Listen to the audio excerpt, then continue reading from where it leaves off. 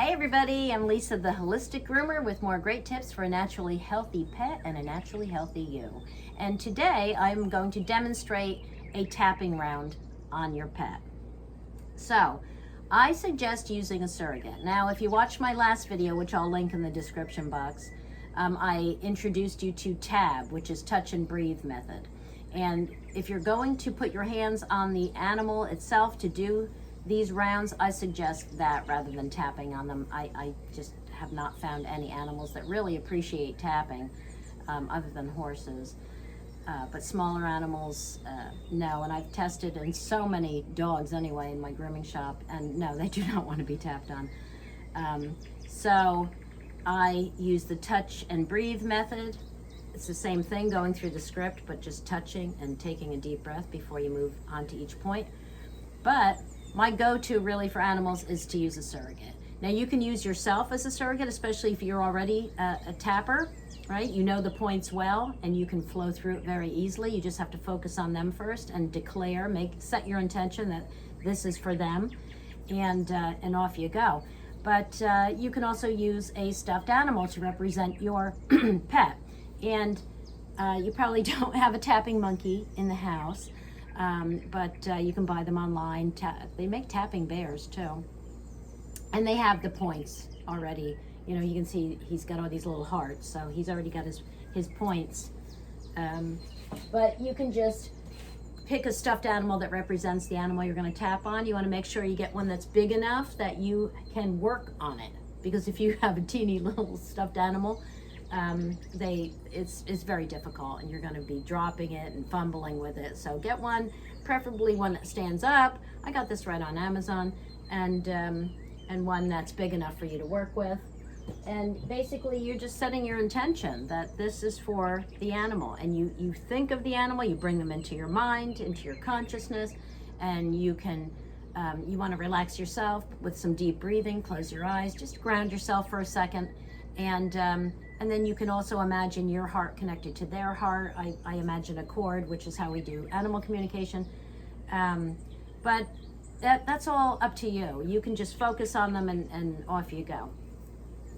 All right, so let's see. The first thing you want to do is write out a script, because I primarily use script tapping. There's also, I forget what it's called, but it's where you just repeat the same phrase through all the points for the most part. Like you still do your setup statement, but then like if your setup statement was something about like describing some kind of a fear your dog has, say, you would then move through each of the points and just say this fear, this fear, this fear, because you already went through your setup statement, and it's fresh in your mind, so you're focused on that particular behavior or issue while you're just repeating that same phrase. So a lot of people like that. It's not much to think about. I typically just write out a script, and that's what I'm going to demonstrate here.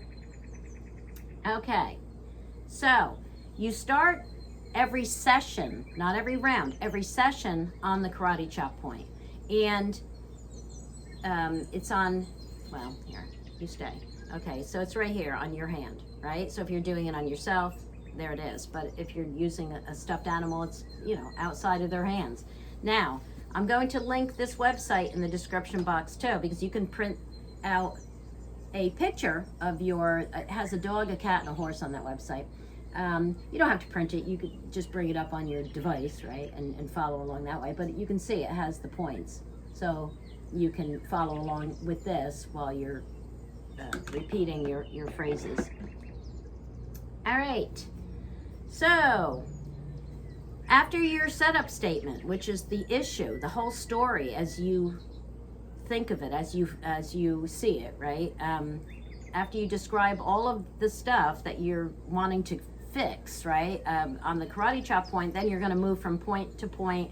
You start at the top, or the inner eye rather. You end at the top of the head. You start at the inner eye, and you're basically moving down, right? And then you got the collarbone, underarm, and then you end with the top of the head, and that's considered one round. So a session can have multiple rounds. So the first round is, like I said, the setup statement where you're declaring what the issue is. And then you go through the points, reciting either just that one key phrase or term, or reading your script. And if you feel a shift after going through one round, you're ready to move on to the final round already, which is tapping in the good stuff, right? I call it the taking back your power round. So think of the first round as the releasing round. You're releasing all of these pent-up feelings and emotions and issues that you start to really get into it, and you're thinking, oh man, he must feel like this and this and that, and you're going through all of this, all these feelings.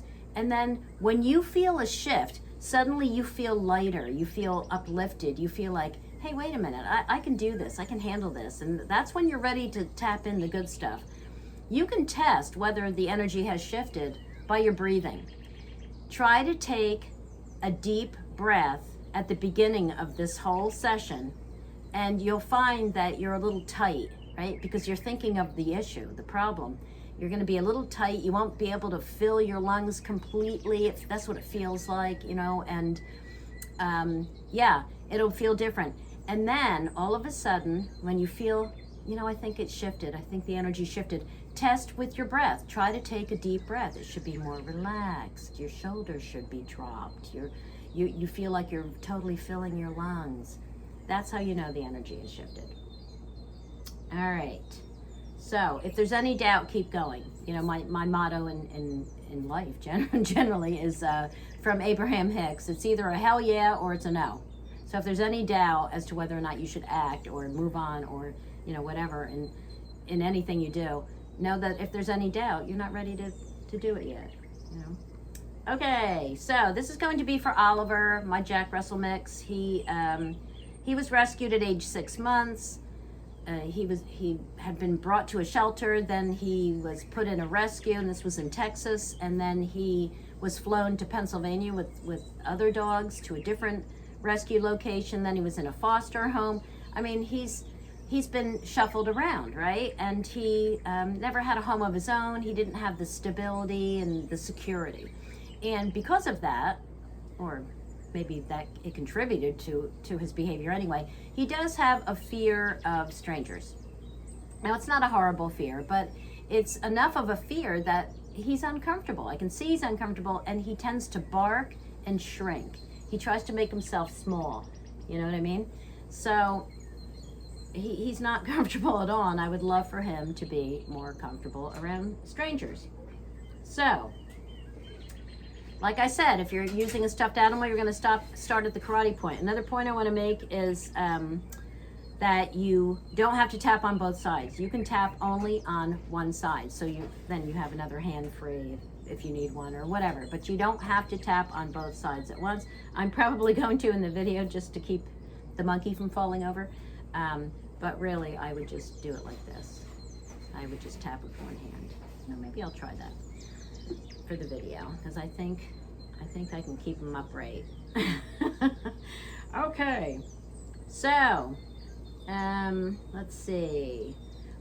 The other point I wanted to make is that you can speak in the first person or in the second person. You can speak for the animal, but using the first person, which is what I typically end up doing, even if I try to start in the second person. It always winds up in the first. Or you can just go around and say you, right? Me, I think it's because I connect so strongly to the animal that I'm actually part of them. I'm actually the animal. I'm actually, walking in their shoes, all right? And so I just start saying I, but everything I get is coming from them. Okay, so here we go. We're gonna start at the karate chop point. Let me see if I can do it with one hand. I think I can. Okay, here's the karate chop point. And I'm going to read my dialogue. I wrote out this script. I typically do write out scripts. And then I very often, once I get going with, if this were a real session, well, it is a real session in a way, but on a real animal, right, I would I would either keep following the script or I might change it depending on what I get from them. Okay, so be open. Don't be so rigid. But in the beginning, I think it's very helpful to have a script written out, because then you won't get lost and you won't get tongue-tied and forget where you are and all that. All right, so karate chop point. Even though strangers scare you, I deeply and completely accept you as you are, and together we're going to work through this issue until you find comfort and feel safe.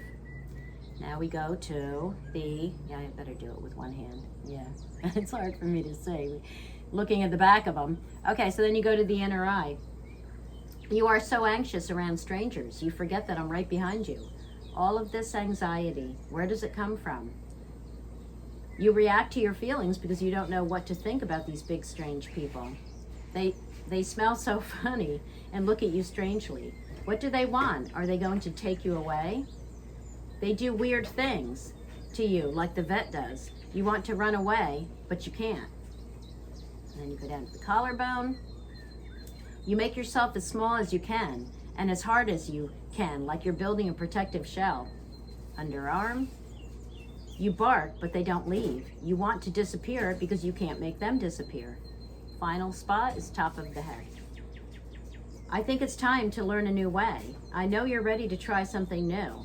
I have ideas of new things to try and help you, and together we can find your courage. Okay, so that was one round. Now, like I said, if you feel a shift, you're ready to move on to the tapping in the good stuff round. But if you don't feel a shift, go ahead and repeat that same round. All right, so this is going to be round 2. All right. Again, like I said, you don't have to tap again on the karate chop. That's only for the setup statement. So where do you start? Inner eye. And oh, by the way, if you're watching different videos, you know, you might see some people start on the head rather than the inner eye. I'm a Brad, the Tap Master fan, Brad Yates. And, you know, so and this is where he starts, and that's where I learned it. And so that's what I do. Okay, inner eye.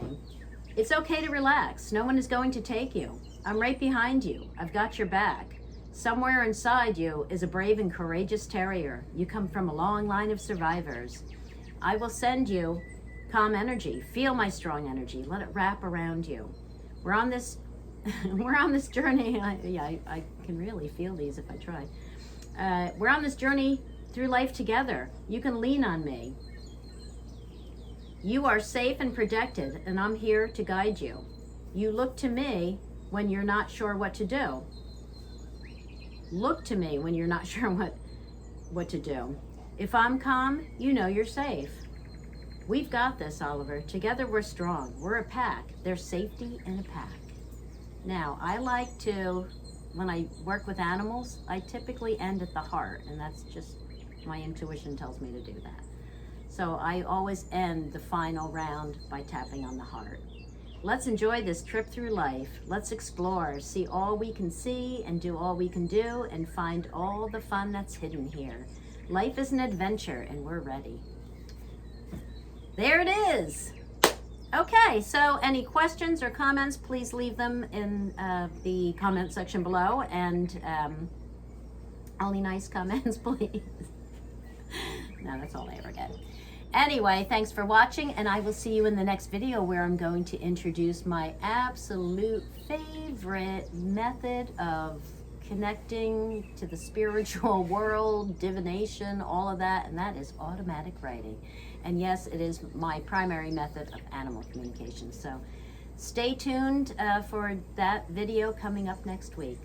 Bye, everybody.